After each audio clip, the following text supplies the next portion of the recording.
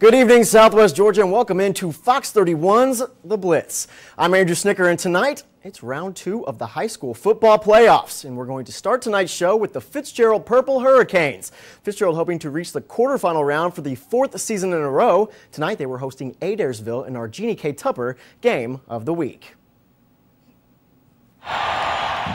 Purple Hurricanes have won 10 straight games, 7 of those games by double digits in this season. Fitzgerald is rolling into tonight's matchup with the Tigers. Adairsville, good Lord, also sports a 10-1 record from Jaycee Stadium. Fitzgerald feeling good early on. This is Tolerant Shepard here on the 20-yard run. Nice scamper down the left side. And then Shepard, well, he's just moving it for Fitzgerald. He's on the misdirection there into scoring territory and into the end zone for Fitzgerald.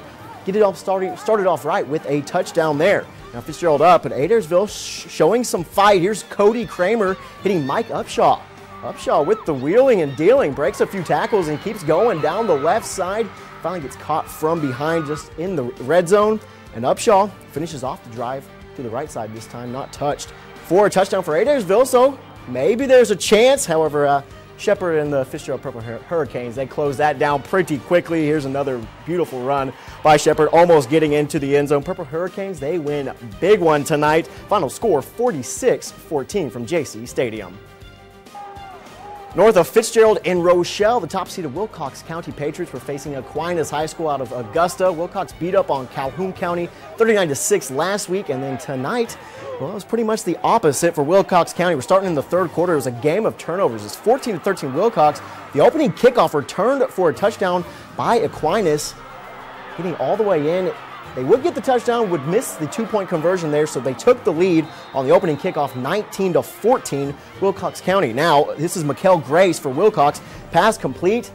He's taking it down, but it gets fumbled. You can't see it right there. It gets covered up by the referee, and the Irish recover and return it inside the 20-yard line. They're back in business just like that.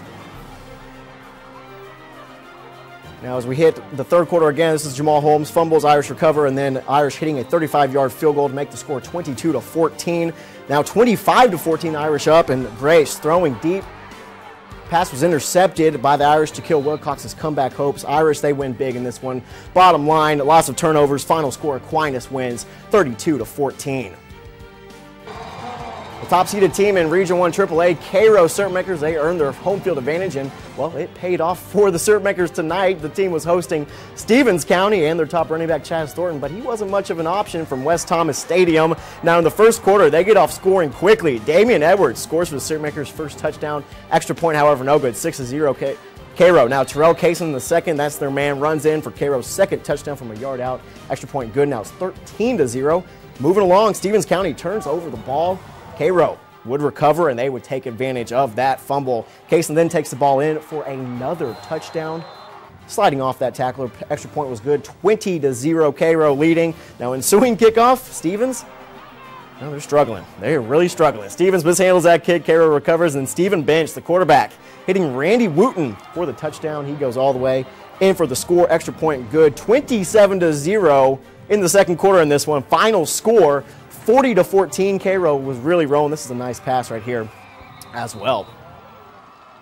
Monroe Tornadoes are once again the underdogs this week, and once again they were hitting the road tonight for a place far away from the Good Life City. But Coach Truitt and his crew still have plenty of support back here at home. Superintendent Joshua Murphy, he had a special message for those Tornadoes today. This is a tornado coming through Hall County, Gainesville, Georgia. I want the little man to make some noise to let them know when we get up there to Gainesville, Georgia, we're coming to play, and we're certainly proud of Monroe High School. Well, yes, we are very proud of Monroe High School, but the underdog Monroe Tornadoes tonight from Gainesville, Georgia, were defeated. Final score 16-13. Gainesville moves over to the third round over Monroe. It was a close one. It was 13-7 at the half, and then 16-13 the final score. The Tornadoes football season ends in the second round.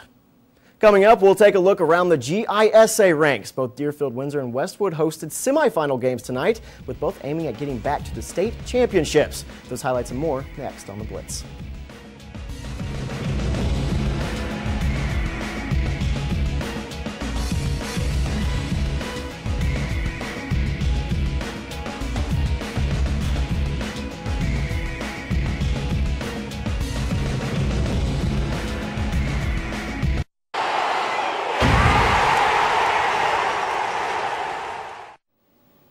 And welcome back. Well, when it comes to GISA football dominance, the Deerfield Windsor Knights have it.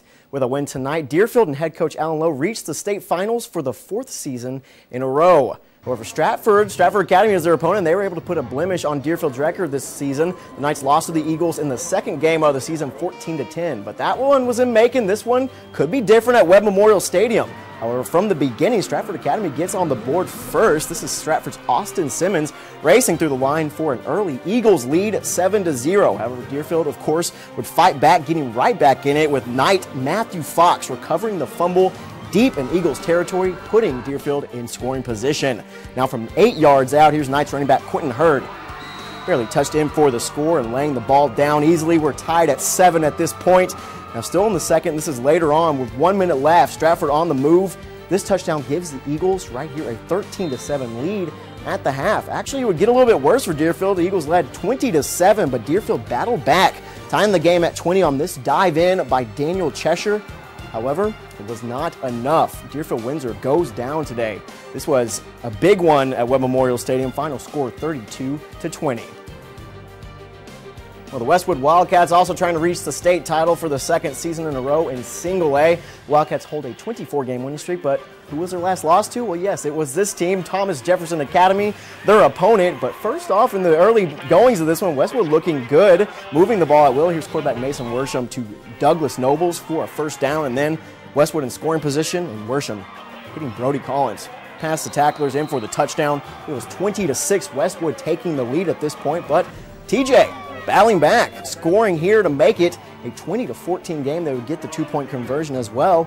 And this one gets all the way to overtime, 28-28, but Westwood, the winning streak keeps going. Final score 35-28. The Westwood Wildcats win this one.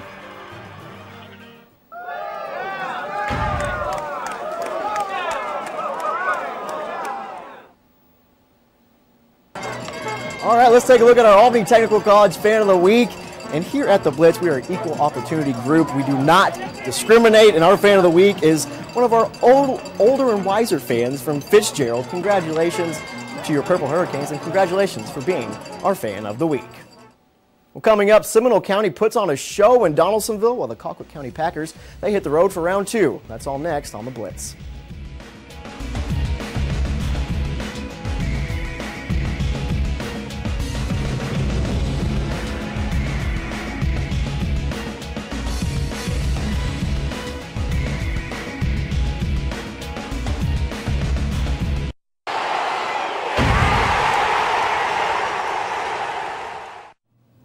And welcome back. The Seminole County Indians offense hasn't slowed down yet this season. The Indians have scored 40 or more points in 9 games this year, while their 62-point output last week in the first round of the playoffs was only their 3rd highest total of the season.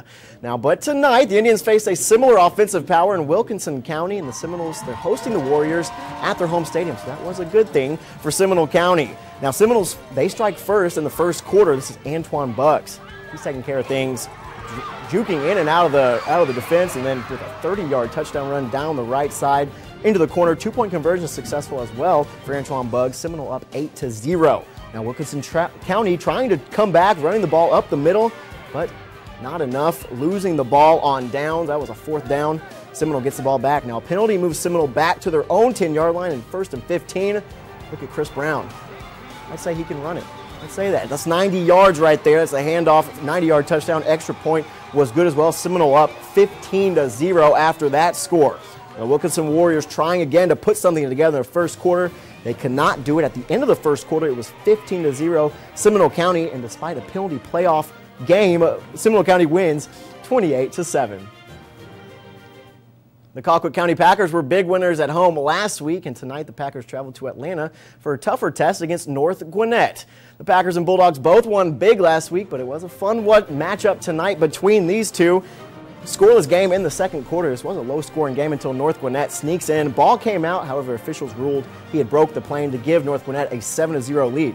Now, second quarter, Colquitt trying to drive, getting a touchdown at the end. Cole Seagraves pitches it to Willie Woodyard. Woodyard, nice run.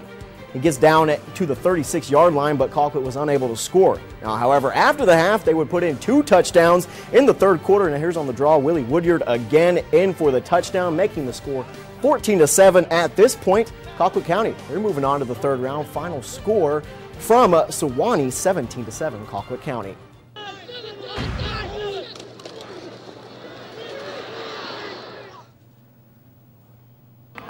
A great night for high school football, but let's check out the absolute best plays from tonight's action. And first, we're going back to Donaldsonville for this 90-yard touchdown scamper by Chris Brown. Going all the way, that is a powerful running back right there. Now, this is a powerful hit by Cairo's Antoine Kaysen.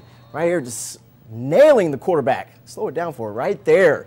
Absolutely brutal, but Cairo wins in a brutal fashion. Remember, you get to decide which play is our best play of the week by voting on the Blitz page of our website, mysouthwestga.com.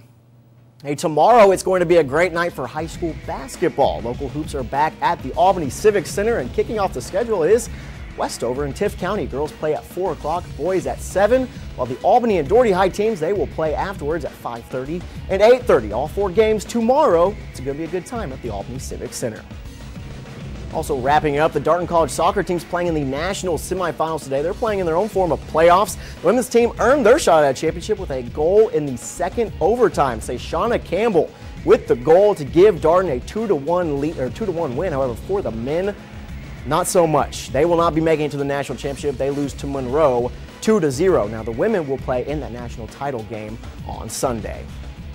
Hey, that's going to wrap up the show for us tonight. Next week, we're on to round 3. Remember to get connected to mysouthwestga.com for all your news, weather, and sports. Go and make it a great day.